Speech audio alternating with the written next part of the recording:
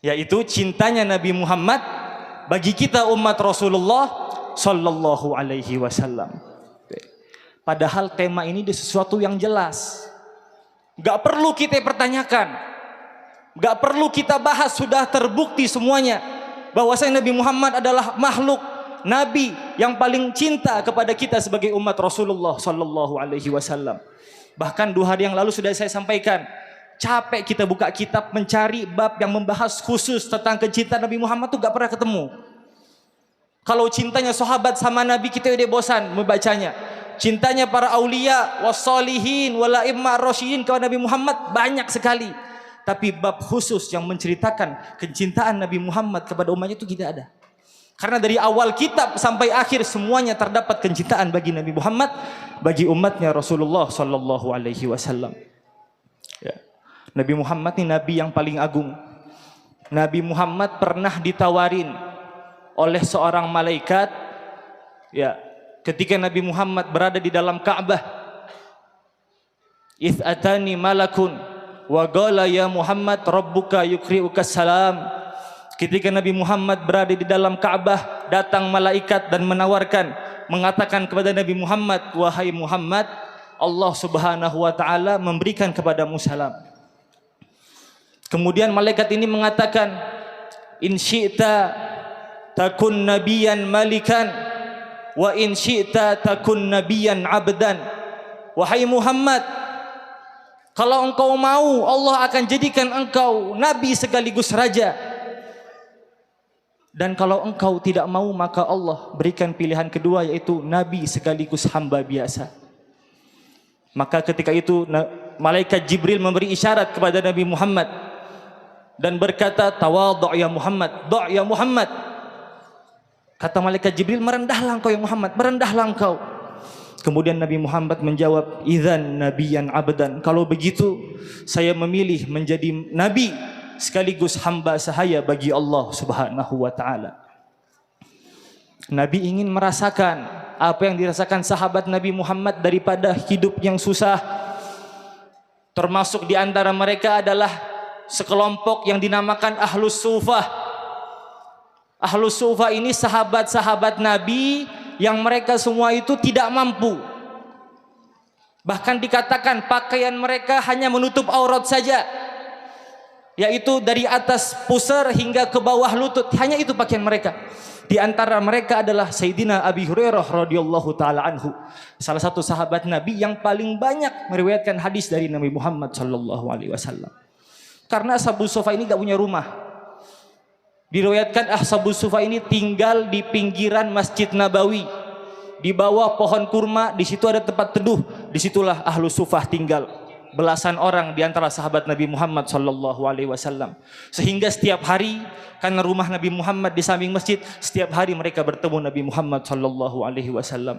Setiap hari mereka meriwayatkan hadis dan ilmu dan adab akhlak min Rasulullah sallallahu alaihi wasallam. Nabi ingin merasakan apa yang dirasakan sahabatnya. Suatu saat Nabi Muhammad sallallahu alaihi wasallam mengajak sahabatnya Imran bin Husain atau Imran bin Husain untuk menjenguk putri Nabi Muhammad Sayyidah Fatimah yang sedang sakit. Mengajak sahabat Umar, diajak oleh Nabi Muhammad sallallahu alaihi wasallam datang ke rumah Sayyidah Fatimah yang saat itu sudah tertidur karena tertimpa penyakit. Kemudian saat Nabi Muhammad masuk ke dalam rumah, Sayyidah Fatimah bingung. "Ya Rasulullah," dikatakan ketika itu Sayyidah Fatimah hanya mempunyai abaah, cuman punya selimut satu aja, gak lebih. Jadi karena ada orang lain masuk sama Nabi bukan mahramnya, Sayyidah Fatimah bingung, pengen menutup auratnya, pengen menutup kaki, kepalanya kebuka karena selimutnya kecil. Pengen menutup kepala beliau, kakinya terbuka. Sayyidah Fatimah bingung, maka Nabi mengambil ridak beliau, sorban beliau, menutup daripada wajah Sayyidah Fatimah radhiyallahu anha yang saat itu sakit, terbaring di atas kasur beliau. Kemudian karena ini putri Nabi Muhammad, dia pun mengadu sama Rasulullah sallallahu alaihi wasallam. "Ya abati, wahai ayahku, hari ini saya belum makan, wahai ayah. Bukan karena saya gak punya makanan, lakin mali syahiyah. Saya tidak nafsu makan. karena saya sedang sakit, wahai abati, wahai ayahku Rasulullah sallallahu alaihi wasallam. Maka kata Nabi Muhammad, amma ta'lamina ya ibnati, tidaklah engkau tahu wahai putriku Fatimah, bahwasanya aku Rasulullah sallallahu alaihi wasallam lebih mulia dari engkau di sisi Allah Subhanahu wa taala. Akulah nabi yang disandingkan namaku, disandingkan dengan nama Allah di kalimat la ilaha illallah Muhammadur Rasulullah. Saya lebih mulia dari engkau wahai Fatimah. Dan ketahuilah, saya yang lebih mulia dari engkau sudah 3 hari belum menyentuh makanan sedikit pun. Allahumma salli ala Sayyidina Muhammad.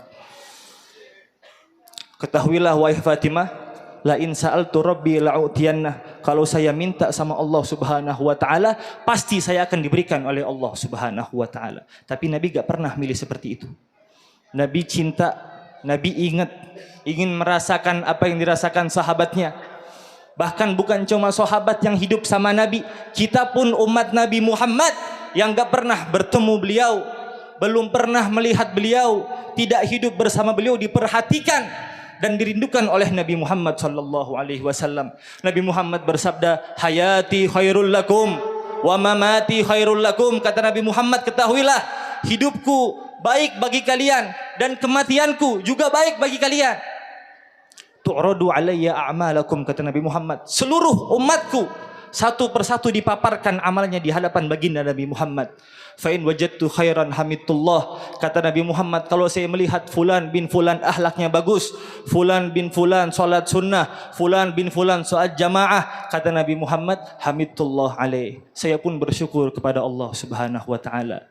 Wa in wajadtu khairu dzalik, kata Nabi Muhammad, kalau saya temukan amalannya tidak yang baik, akhlaknya bukan akhlak yang baik, ibadahnya kurang sempurna, kata Nabi Muhammad, fastaghfirullah lakum, maka saya meminta ampun bagi kalian kepada Allah Subhanahu wa taala. Begitu cintanya Nabi Muhammad sallallahu alaihi wasallam kepada kita umat Rasulullah sallallahu alaihi wasallam. Bahkan suatu saat Allah Subhanahu wa taala melihat kekasihnya Rasulullah sallallahu alaihi wasallam sedang bersedih. Kemudian Allah memerintahkan malaikat Jibril, ya Jibril, sal Muhammad ma yubkik. Jibril tanyalah sama Nabi Muhammad, kekasihku, apa yang membuatnya sedih hingga dia termenung, merah wajahnya, bersedih di dunia. Tanyalah ya wahai Jibril. Fanazala Jibril, Jibril pun turun memenuhi perintah Allah Subhanahu wa taala. Wa qala ya Muhammad ma yubkik, wahai Nabi Muhammad, apa yang membuatmu sedih wahai Rasulullah? Engkau kekasih Allah, semua permintaanmu dikabulkan oleh Allah. Apa yang membuatmu sedih wahai baginda Nabi Muhammad sallallahu alaihi wasallam? Kemudian kata Nabi Muhammad, saya memikirkan umatku.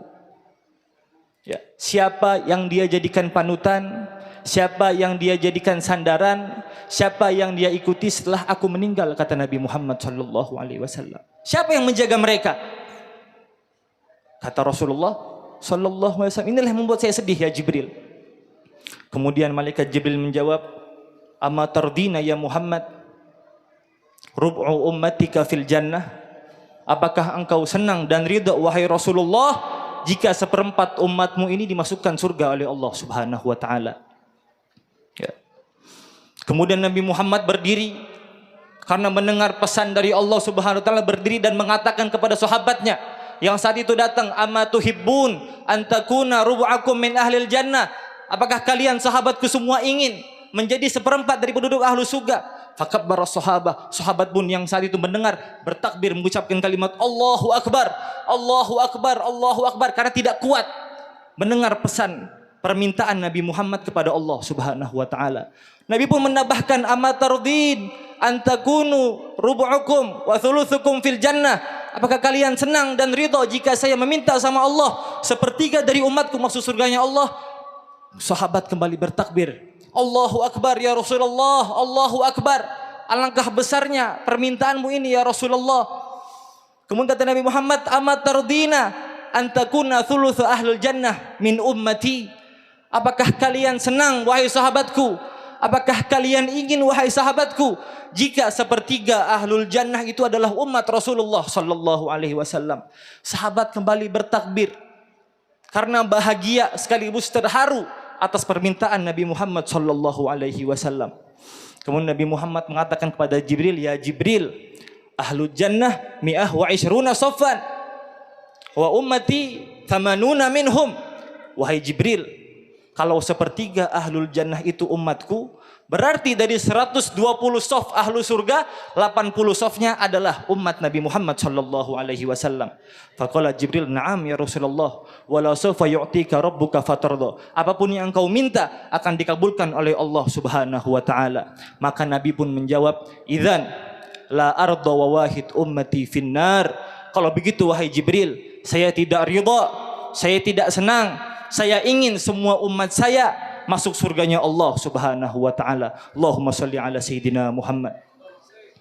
Faqala Jibril, la yadkhulul jannah man qala la ilaha illallah. Jibril pun menyampaikan wahyu dari Allah Subhanahu wa taala seraya berkata, ya Muhammad, siapapun di antara umatmu yang mengatakan kalimat la ilaha illallah, mati dalam keadaan Islam, la yakhluda finnar, maka dia tidak akan abadi di nerakanya Allah Subhanahu wa taala. Begitu cintanya Nabi Muhammad kepada seluruh umatnya Rasulullah sallallahu alaihi wasallam. Dan Nabi gak pernah milih sahabat fulan atau sahabat fulan, umat fulan atau umat fulan, golongan ini atau golongan itu, enggak. Nabi gak pernah memilah-milih, gak pernah membagi, gak pernah petak-petakin. Tapi semua umat Nabi Muhammad dimintakan tempat yang terbaik di hadapan Allah Subhanahu wa taala. Begitu cintanya Nabi Muhammad sallallahu alaihi wasallam. Bahkan di riwayat lain kata Nabi Muhammad, ummati yadkhulunal jannah illa man aba. Umatku semuanya masuk surga kecuali yang tidak mau. Apa maksud tidak mau ini? Tidak mau sholat, jangan harap. Tidak mau puasa, ya jangan diharap. Itu kuncinya surga. Kita melaksanakan sholat, kita melaksanakan puasa, yang hartanya wajib zakat dilaksanakan zakatnya, yang punya rizik lebih berangkat haji melaksanakan hajinya, itulah kunci surga. Sebagaimana sahabat Nabi menceritakan, tiba-tiba ketika Nabi duduk di Madinah, datang seorang, langsung tiba-tiba tanya sama Nabi Muhammad, ya Rasulullah, ara'aita in sholaitul maktubat wa sumtu Ramadan wa ahlaltul halal wa ahramtul haram adkhulal jannah. Ini orang tiba-tiba datang, tahu-tahu nanya, nembak pertanyaan sama Nabi Muhammad SAW. Wahai Nabi Muhammad, bagaimana pendapatmu jika saya hanya sholat 5 waktu aja? Ini saya jaga 5 waktu, subuh, duhur, asar, maghrib, isya. Gak pernah saya tinggalkan, saya jaga. Yang sunnah-sunnah antar dulu ya Rasulullah. Sholat 5 waktu. Wasumtu Ramadan, dan saya hanya puasa Ramadan aja. Senin Kamis nanti dulu ya Rasulullah. Puasa Arafah, puasa nisfu Sya'ban, puasa Muharram, antar dulu. Saya menjaga sholat 5 waktu sama puasa Ramadan. 2 poin ya Rasulullah. Kemudian wa halaltul halal, yang boleh-boleh saya kerjain. Apa aja yang boleh? Belanja boleh, ini boleh, itu boleh, nikah 1, 2, 3, 4 boleh, saya kerjain ya Rasulullah. Ya. Wa haramtul haram, yang haram-haram saya tinggalkan. Yang Allah dan Rasul larang saya tinggalkan, gak neko-neko. Zina dan lain sebagainya, pacaran, apa segala macam, chat-chatan, ya, khomer, narkoba, pokoknya segala dilarang sama Allah saya tinggalkan. Jadi cuma 4 nih katanya orang ini. Sholat 5 waktu, puasa Ramadan, yang halal silahkan, yang haram tinggalkan.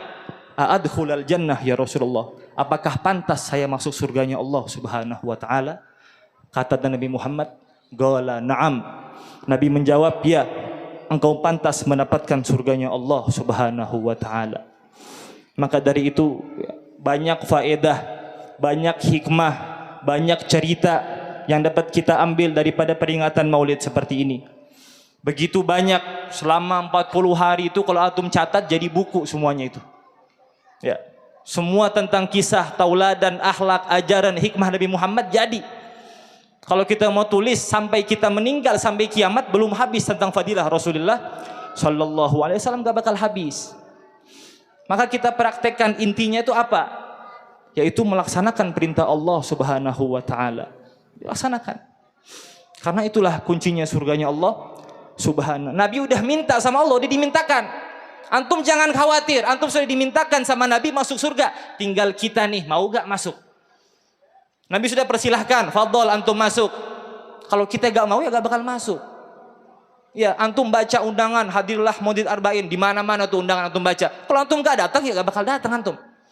Nabi pun seperti itu, udah silahkan masuk wahai umatku, silahkan masuk. Bagaimana caranya masuk? Kita laksanakan sholat 5 waktu, laksanakan.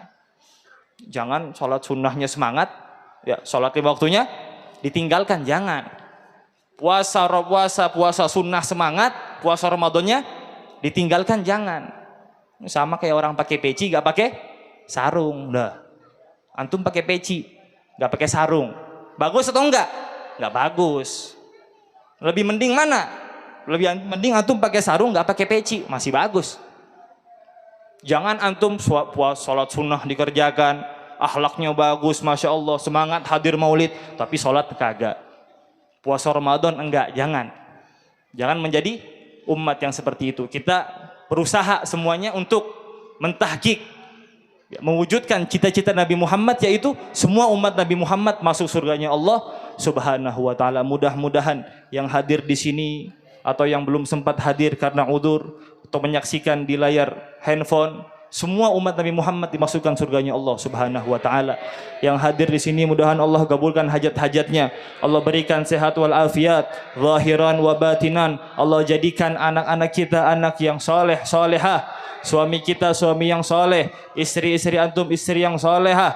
Jadikan kita sebagai umat Nabi Muhammad yang melaksanakan semua perintah Allah Subhanahu wa taala dengan taufik dan hidayah. Amin amin ya rabbal alamin. Mungkin sekian yang dapat saya sampaikan. Kurang lebihnya mohon maaf. Wabillahi taufiq hidayah. Wassalamualaikum warahmatullahi taala wabarakatuh.